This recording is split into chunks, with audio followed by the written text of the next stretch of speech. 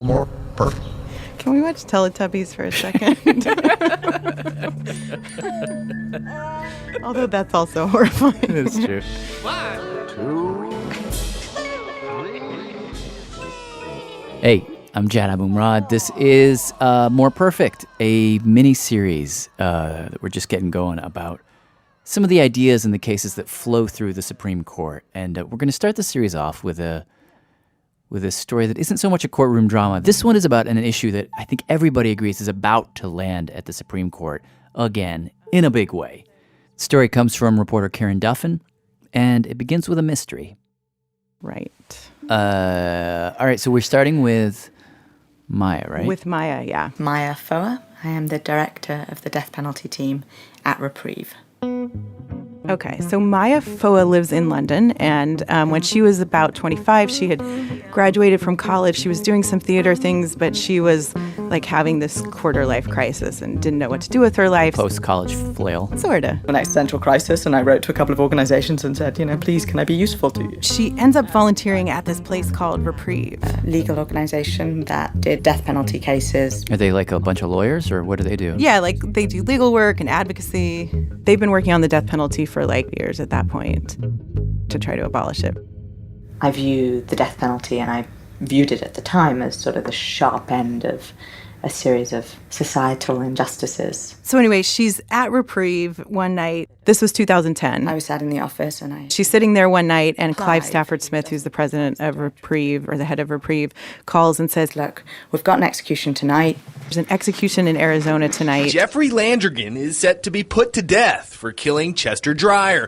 Landrigan was found guilty of strangling and stabbing the man in 1989. So Clive says, there's an execution tonight, and we just found out that the lethal injection drugs that they're going to use, they came from a pharmacy in England. But we don't know which pharmacy because Arizona refuses to release the name. Does anyone in the office have some time, a volunteer, have some time to figure out where those drugs could have come from? And she raises her hand and she's like, I have 30 minutes, And I said, yeah, sure, I've got half an hour. I didn't know what I was starting when I started it. So wait, why do they want to find this supplier? Like, why does that help them? Well, the drugs that they want to use in Arizona have to be FDA approved. So if they can find who made these drugs and prove that they are not FDA approved, then they can probably stop the execution. Did they have any reason to think the drugs weren't FDA approved? It was kind of a Hail Mary. So I started the half-hour research task that has taken me now 5.5 years, and I was trying to figure out, with limited information, where sodium thiopental could have come from in the UK to get to the US. Sodium thiopental is an anesthetic, and for a long time it was one of the most common anesthetics used in surgeries. But it's also one of the drugs used in lethal injection. I was I don't think I knew the purpose of all the research that I was doing, but I was doing it very quickly. Because, of course, they had an execution that night. Landrigan is running out of time and options. And I was in the UK, so it was the evening. Which is morning Arizona time. So we had just a number of hours. She's like frantically searching through all these like global medical regulations.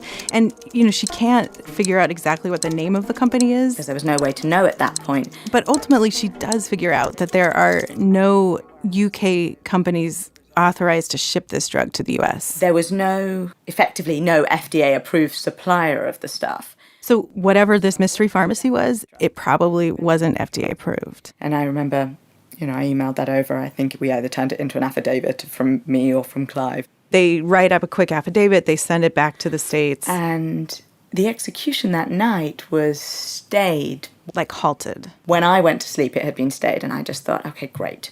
We've got a bit of time. And the next morning, I woke up. I was couch surfing. I was in someone's home, and I turned on World Service, and they announced that Jeffrey Landrigan was executed at 22:26 hours. Yeah. His final meal was a piece of steak. His last words were, "Well, I'd like to say thank you to my family and Boomer Sooner."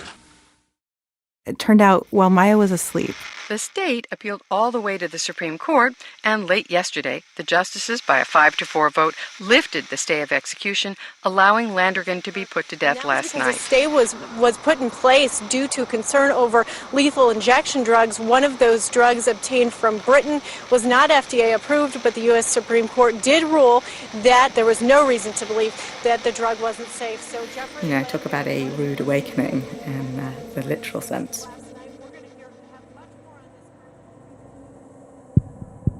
Now, that rude awakening would send Maya on a journey around the world. It would get her called out by the United States Supreme Court, and it would spark a global conversation about the American death penalty and about those little words, cruel and unusual, that are embedded in our Eighth Amendment. The Honorable, the Chief Justice and the Associate Justices of the Supreme Court of the United States. Oh, yay, oh, yay, oh, yay. All persons having business before the Honorable, the Supreme Court of the United States are admonished to draw near and give their attention. Oh, yay, for the court is now sitting. Oh, yay. God save the United States and this Honorable Court. Yay.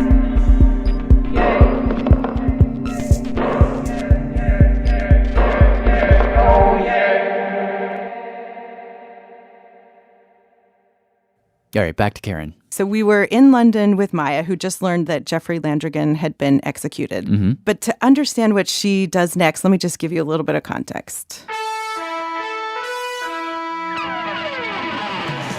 In the fall of 2010, when Jeffrey Landrigan was executed, the drug that they'd used, the lethal drug sodium thiopental, was suddenly in really short supply. There was a nationwide shortage. Because the only U.S. company that still made that drug was having like a manufacturing problem. So they had stopped manufacturing or producing this drug. So you actually see these emails between states like, dude, do you have any sodium thiopental? California got help from right next door.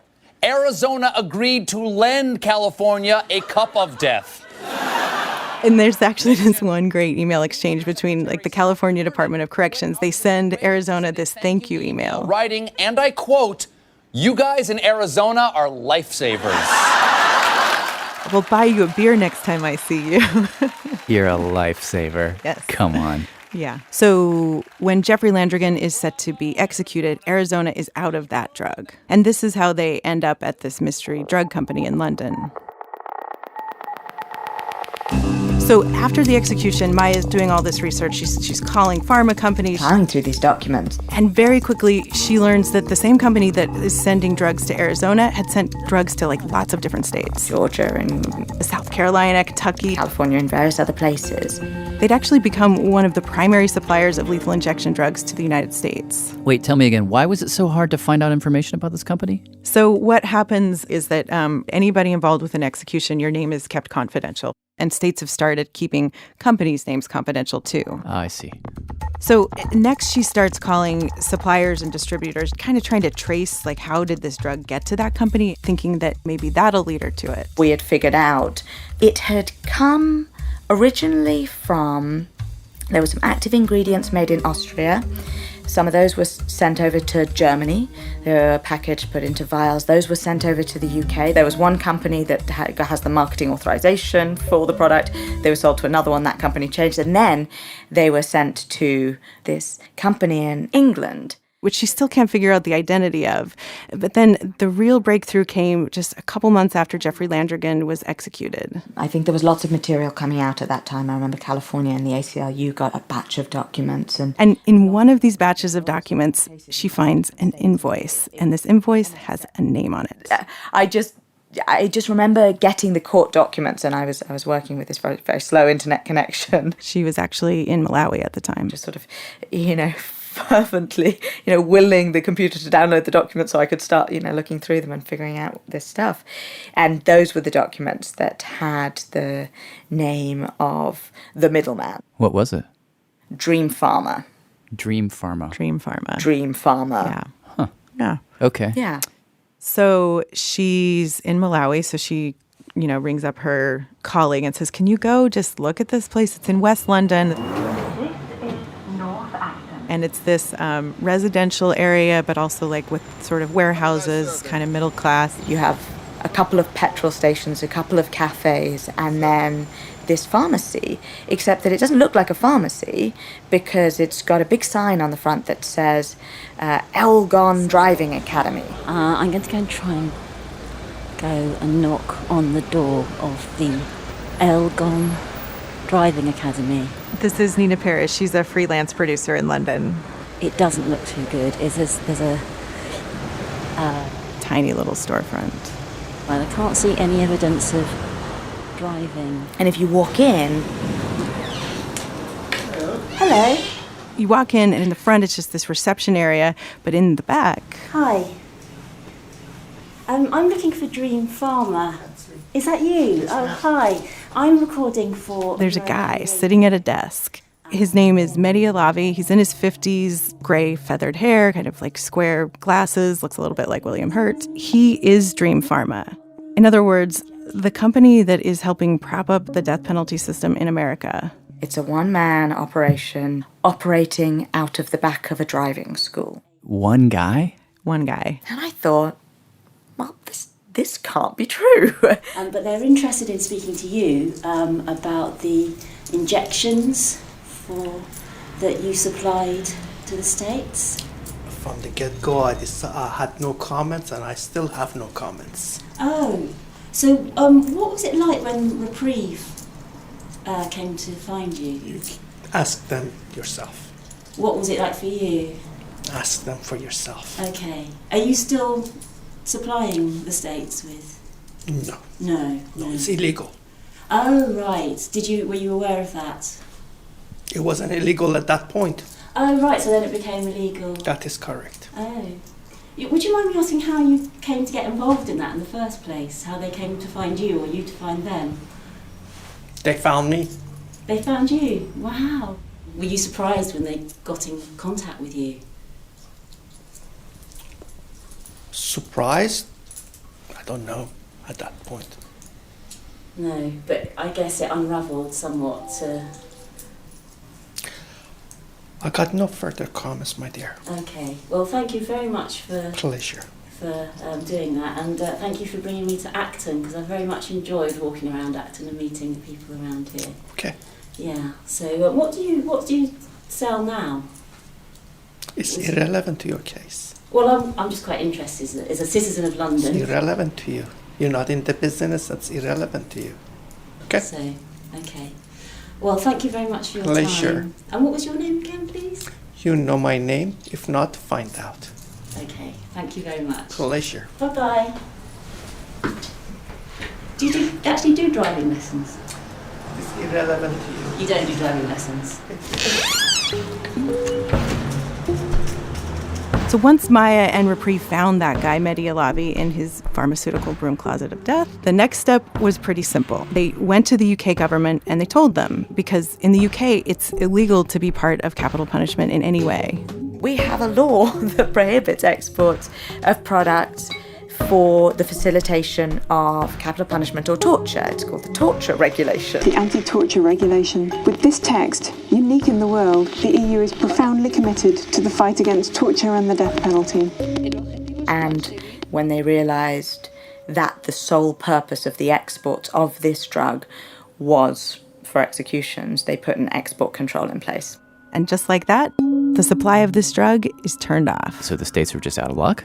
Well, I mean, 60% of Americans support the death penalty, so they're not going to give this up without a fight. And so over the next few years, you have like this arms race. Missouri says, we're going to find the drug in Germany. So Maya goes to Germany. And then she hears that a company called Hospira is about to make the drug in Italy. And so I spent a bit of time there. The Italian government really didn't want drugs made in the seat of the Pope to be used for executions. A Hospira spokesperson said, "We cannot take the risk that we will be held liable by the Italian authorities if the product is diverted for use in capital punishment." And then Denmark. bunch of states. You have Florida, Ohio, Alabama, 11 other states. They all decide they're going to get their drug from this company called Lundbeck. Maya calls them up. And I remember my first call with them. She was like, did you know that your drug's being used in executions? And they were like, what? It certainly came as a huge surprise for us. This is Anders Schroll. He's vice president for communications at Lundbeck. We have been in the pharma industry for a little more than 100 years, and we are here to save people's lives. This was the complete opposite of the intention of this product. And Maya says that she heard the same thing all over the world, even when states like Nebraska and South Dakota go to India to get their drug. And it's interesting in India because India has capital punishment. So this isn't an objection to capital punishment. This is, from every company I've spoken to in India, they say, but why? Why would they use medicines? Like, if you're going to kill someone, just kill them.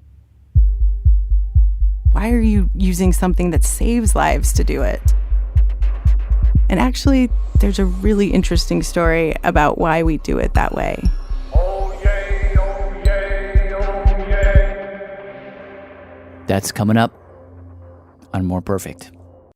I am Jad Abumrad. This is More Perfect, a mini-series about some of the ideas and cases that are flowing through the Supreme Court.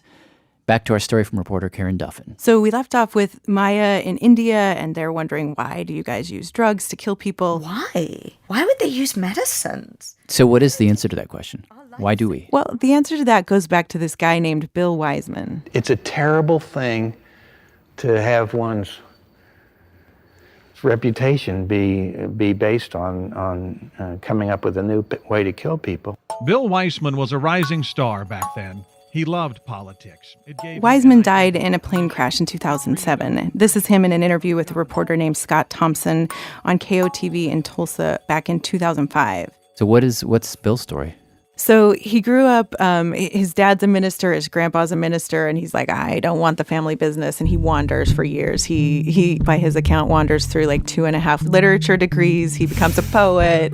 He drinks a lot of corn liquor, and, he finally ends up in construction where he starts working with politicians, and he's like, oh, this is my calling. I want to be a politician. So he gets elected to the Oklahoma State Legislature in 1974, and he's opposed to the death penalty. And luckily for him, this had just happened. The Supreme Court declared the death penalty unconstitutional today and spared the lives of 600 men in death row cells across the country. In 1972, the Supreme Court actually abolished the death penalty because they said it was being applied unfairly or haphazardly. In a way that could only be called freakish.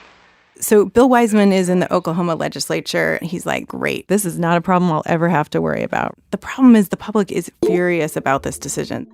Support goes from 50 to 63% in just 2 years. Do you think the death penalty should be reinstituted? Yes, I think so. Absolutely. I very much in favor. Highly in favor of it. If we get some law and order into this country. There's people writing furious op-eds. I don't think they should have taken it away in the first place. And almost immediately, 35 states rewrite their death penalty laws, essentially saying, like, no, we can do this right. And in 1976, the Supreme Court says, all right, if you can administer the death penalty fairly and humanely, you can have it back. So 1972, the death penalty is abolished. 1976, it's reinstated. Bill Wiseman gets elected smack dab in the middle of this. So, in 1976, suddenly there's a bill in the Oklahoma State Legislature about whether to reinstate the death penalty, and Bill has to vote on that. I knew that capital punishment, it doesn't work, doesn't make sense. I couldn't see any way to justify it. I also knew that if I'd voted against it from my district, I would run a high chance of getting whooped. Because 80% of his constituents were in favor of the death penalty. And after all that wandering, he finally found this job that he loved. I was just having the best time, and I didn't want to get whooped. So I was in a real dilemma. What'd you do? The wrong thing. He voted to reinstate the death penalty. For whatever reasons of ego or vanity or need or the motivation to get reelected, whatever the reasons, I knowingly made a decision when I knew it was wrong. And that's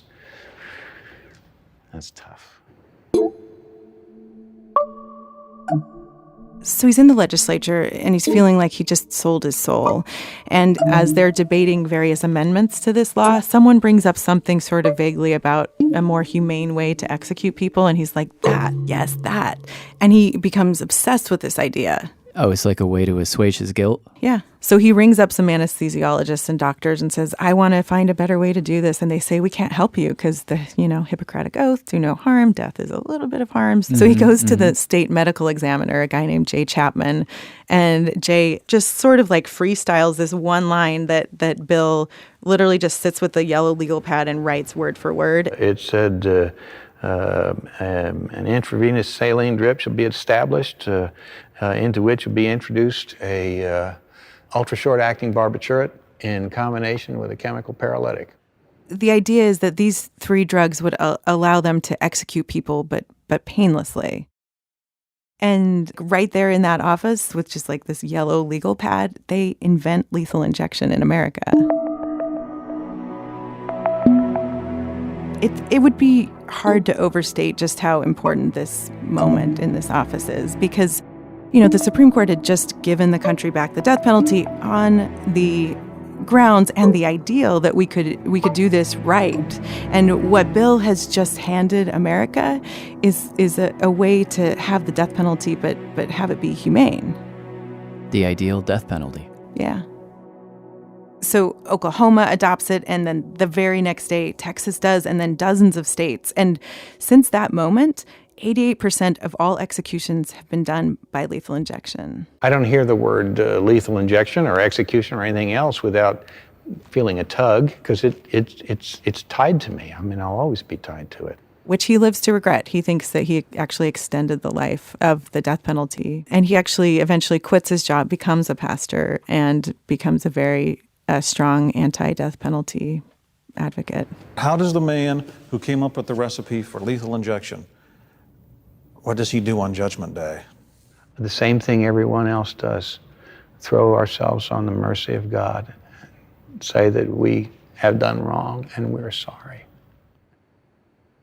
And the thing that I find really interesting is that if you look at the modern lethal injection cocktail, it's 3 drugs. The first drug's supposed to anesthetize you, the second drug paralyzes you, and the third drug is the acid that stops the heart and kills you. And in this drug cocktail, you kind of see everything that we want and need from the death penalty just kind of all mixed together. The third drug, the drug that stops your heart, that's kind of our sense of justice.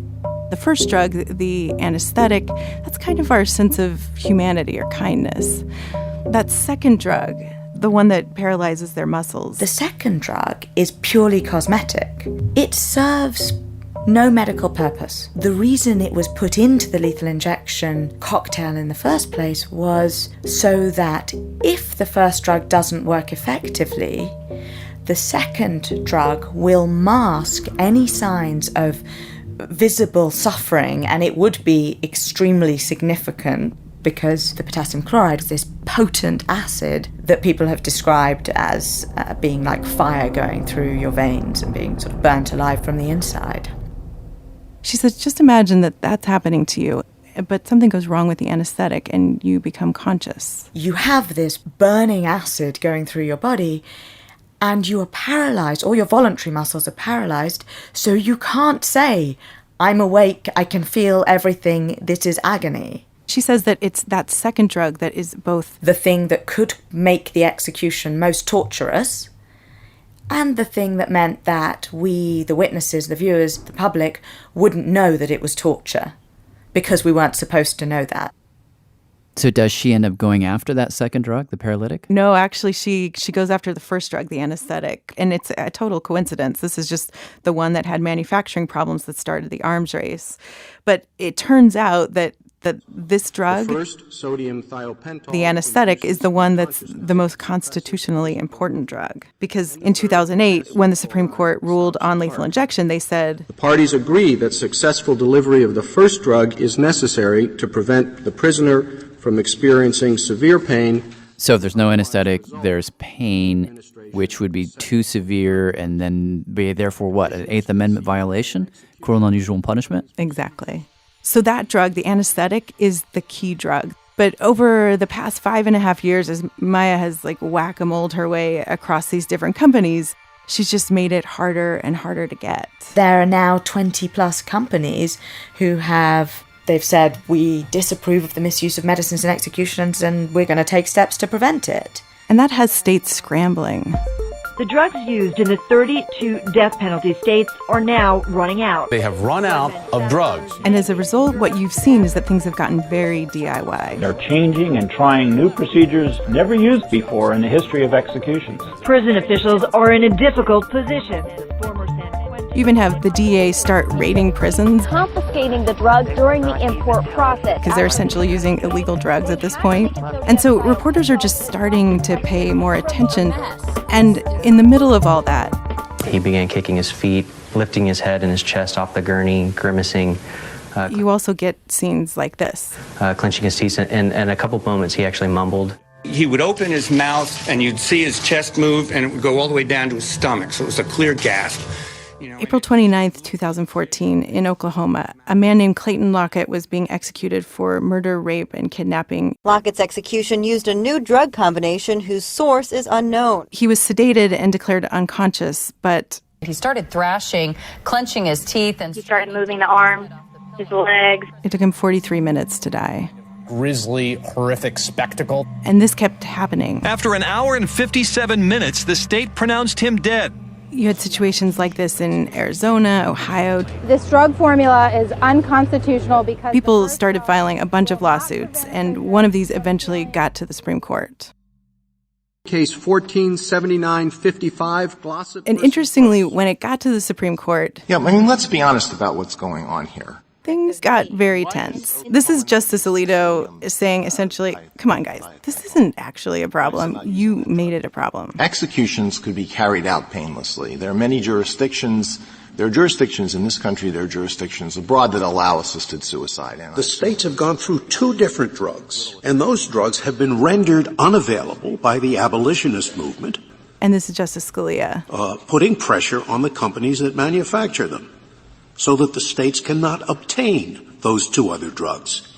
And now you want to come before the court and say, well, this 3rd drug is not 100% sure. The reason it isn't 100% sure is because the abolitionists have rendered it impossible to get the 100% sure drug. Is it appropriate for the judiciary to countenance what amounts to a guerrilla war against the death penalty? What do you think he means by guerrilla war?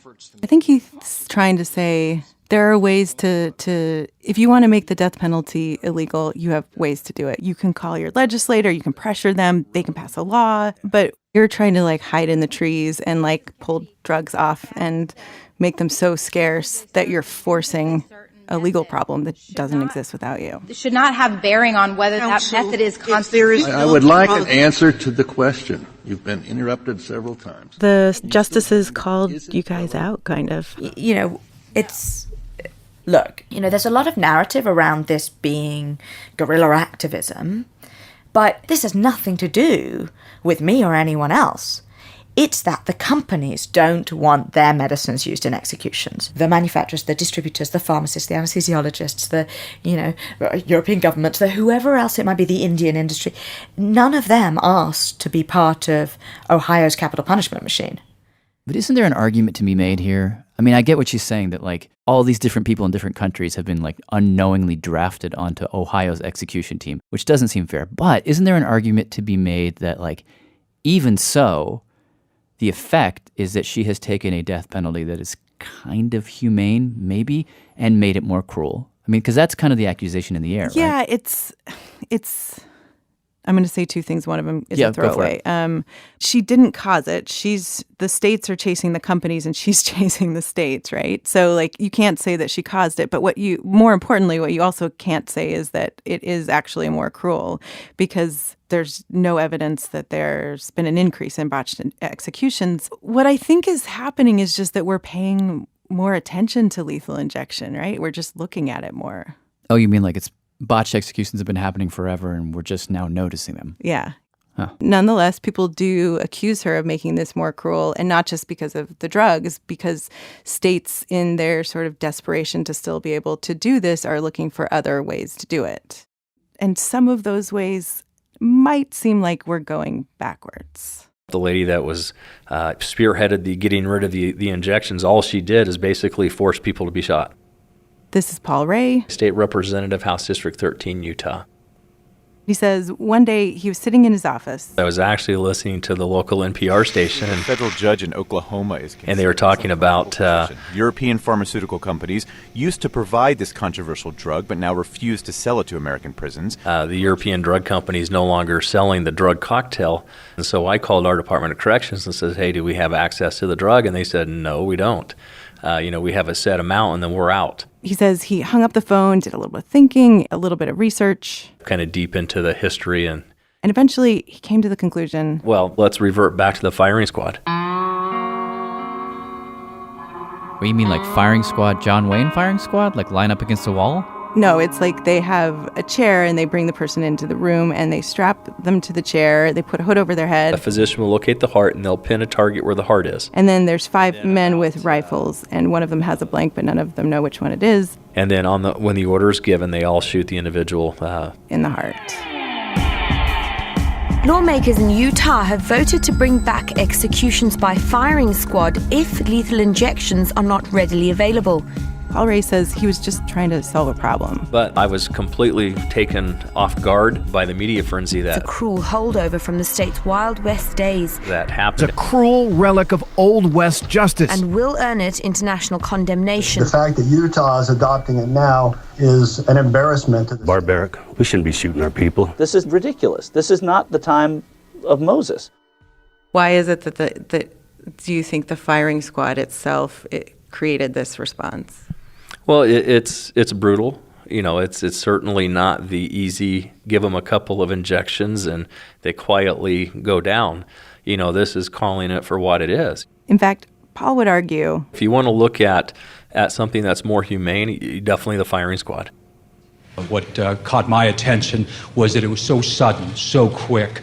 Boom, boom, just like that. These are reporters talking about witnessing a firing squad execution in Utah. It was over pretty quickly. It was cleaner than I expected, and it was fast. With the firing squad, you're dead within seconds of pulling the trigger. 5 bullets directly to the heart, it's over. There's not the paralytic that hides it. It's done. But he moved. He moved a little bit, and to some degree that bothers me, and that seemed to carry on the last 60 to 120 seconds.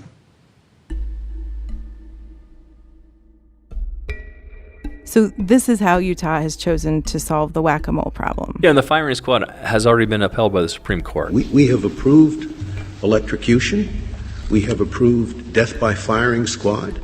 That's Justice Scalia in 2008. The Supreme Court actually approved the firing squad in 1879. That local jurisdiction, the first option. And the people who were part of the firing squad are actually volunteers. Do you have a lack of volunteers or an abundance of volunteers? We have an abundance. I know the last death penalty, they had hundreds. Nobody's forced to do it. It's, there are people that are willing, they kind of see as their civic duty, to help carry these out. And while I was down there, I actually asked Paul, I really want to talk to a volunteer member of the firing squad. If you'd put me in touch with somebody who's actually been involved with the firing squad. When we're done, let's go to my office. I'll call somebody. Okay. I'm going to wait till this thing passes. The sound us. of freedom's going on. That's an F-16 from Hill Air Force to the bombing range. All right, I like it, the sound of freedom. This is Kenny. We agreed not to use his last name. And Ken's dad ran the firing squad for a couple of decades. So as you see, there's 2 cottonwood trees over here. Those old cottonwood trees, they'd set up, and that's where they would drill the firing squad at. These men were selected because, for one, they're absolute marksmen. 2, they just had moral clarity. Many of them did not want to be on there, but once they were called, they felt obligated to see it through. Ken told me that on execution days, his dad and the other shooters, they would sit down together at the kitchen table. And, it's just like a little family breakfast. And his mom, she'd make coffee, and she would do scones or biscuits and gravy, and she wanted those men to know that it wasn't easy and that she appreciated them. I know there was a lot of prayerful times around the house when those men were over getting ready. I know that it's a pretty solemn moment. What's the prayer?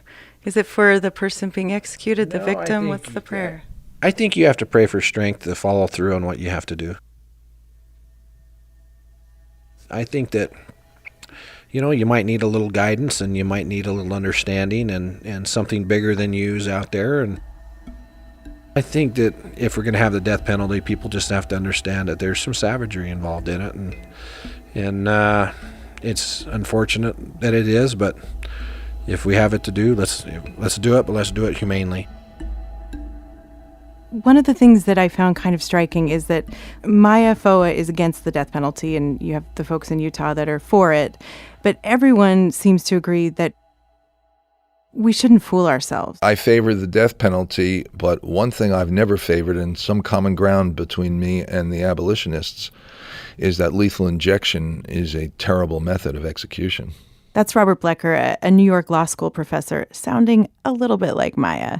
But he says he objects to lethal injection not because it's cruel. Not because it might cause pain, but because it certainly causes confusion. I attended an execution in Florida of Benny Demps, and I also was with my father-in-law when he was in a hospice dying from an incurable and very painful cancer.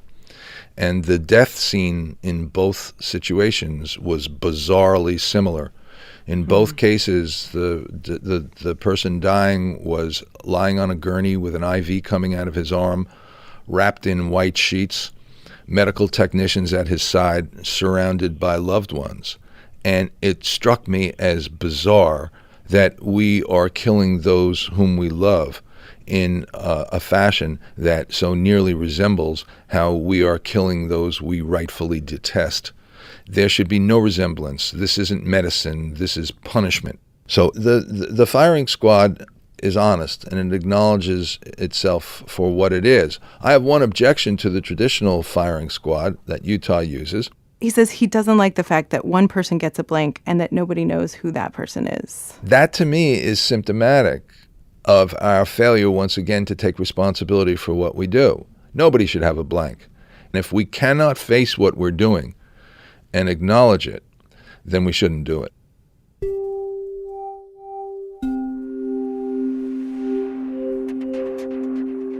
And we may be coming to a moment where we are about to do that, to look at this and acknowledge it. Because in 2014, in a case that was really just about lethal injection, Justice Breyer said, look, let's stop just talking about the details, like questions about which medicine that we use. The time has come for the court to again consider a more basic question, whether the death penalty itself is constitutional. In other words, what he's saying is it's time to talk about not just the mechanics of what we're doing, but whether we should even do it at all.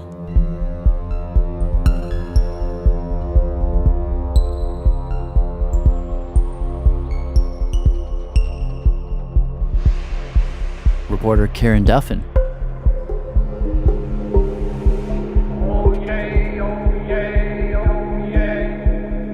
Now, when Breyer said that in 2014, he was in the dissent, lost the case.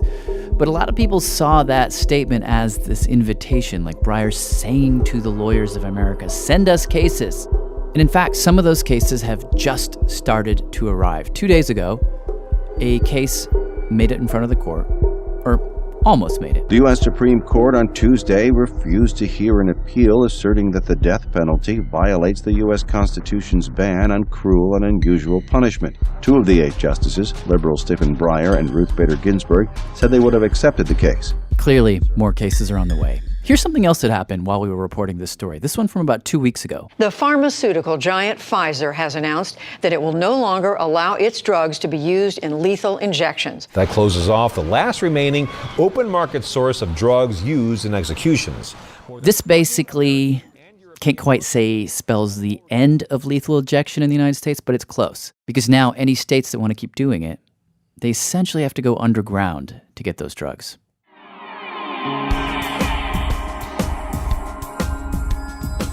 More Perfect. It's our first Radiolab spinoff, sideband, whatever you want to call it. It's produced by me, Jad Abumrad, with Susie Lechtenberg, Kelsey Padgett, and Tobin Lowe. Tobin, do you want to do the rest? Sure.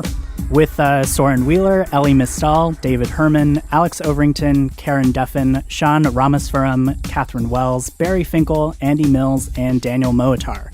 Special thanks to Ben Cohen, Mona Lynch, Austin Sert, Chris Zimmerman, Julie Toll, and the Death Penalty Information Center. Supreme Court audio is from Oye, a free law project in collaboration with the Legal Information Institute at Cornell. More Perfect is funded in part by the William and Flora Hewlett Foundation, the Charles Evans Hughes Memorial Foundation, and the Joyce Foundation. More Perfect.